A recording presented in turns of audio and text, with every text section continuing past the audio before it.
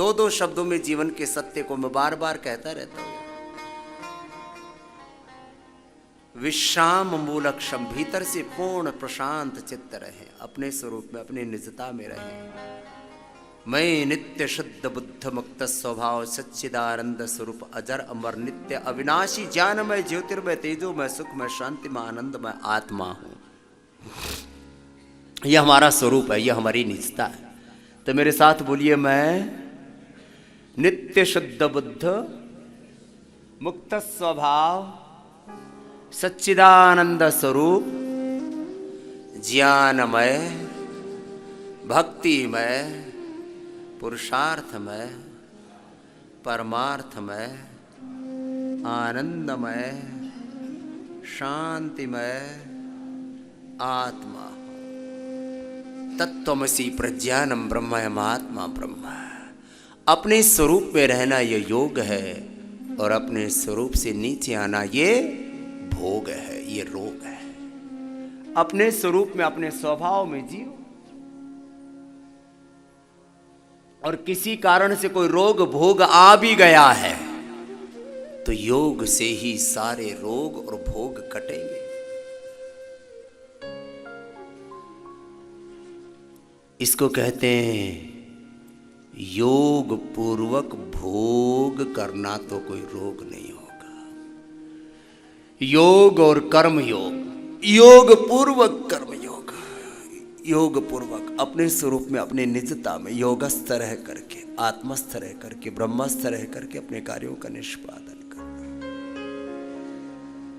योग पूर्वक कर्म योग, प्रार्थना पूर्वक पुरुषार्थ, निवृत्ति पूर्वक प्रवृत्ति, भीतर से पूर्ण शांत रह करके बाहर से पूर्ण क्रियाशीलता। ये बहुत बड़े सत्य हैं। और ज्ञान भक्ति और कर्म का, ज्ञान योग भक्ति और कर्म योग का भी जो भ्रम है उसको भी तोड़ो। केवल ज्ञान, केवल भक्ति, केवल कर्म से मुक्ति नहीं मिलेगी।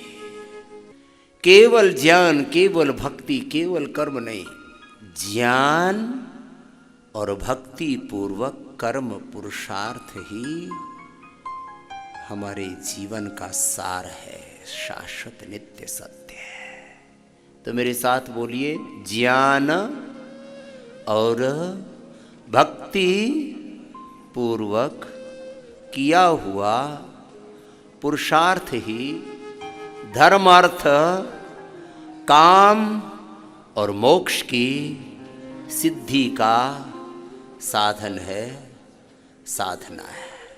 99% लोगों को बालों की समस्या है, हेयर प्रॉब्लम्स।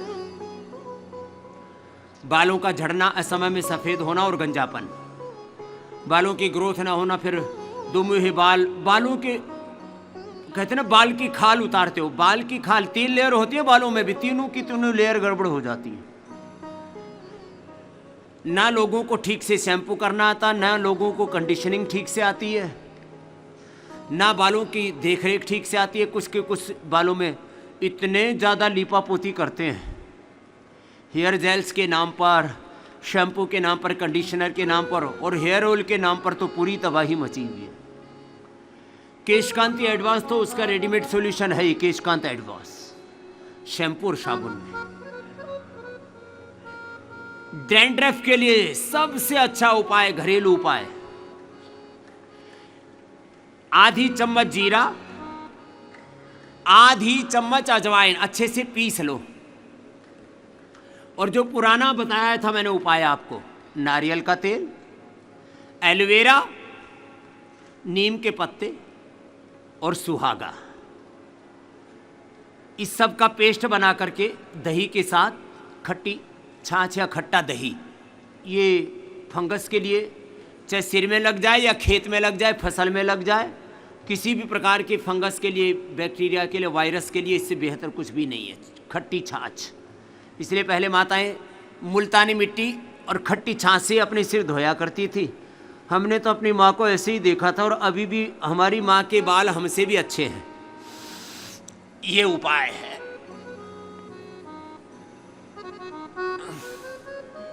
दांतों के लिए तो बेस्ट है दंत कांति मंजन या दंत कांति एडवांस। हिलते हुए दांत ठीक हो जाते हैं।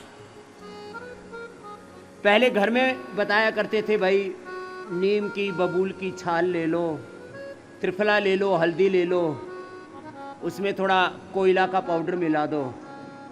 आजकल चारकोल के टूथपेस्ट आते हैं बाजार में। अरे भैया अपने कोयला सीधा ही ठोको ना मेरे भाई।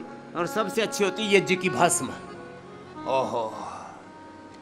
और सेंधा नमक, ऑयल पुलिंग के नाम पर बहुत तरह से बखेड़ा चल रहा है। अपना सरसों का तेल रगड़ो और मुंह में ये मंजन करके 5 मिनट तक कम से कम, फिर कुल्ला मत करना।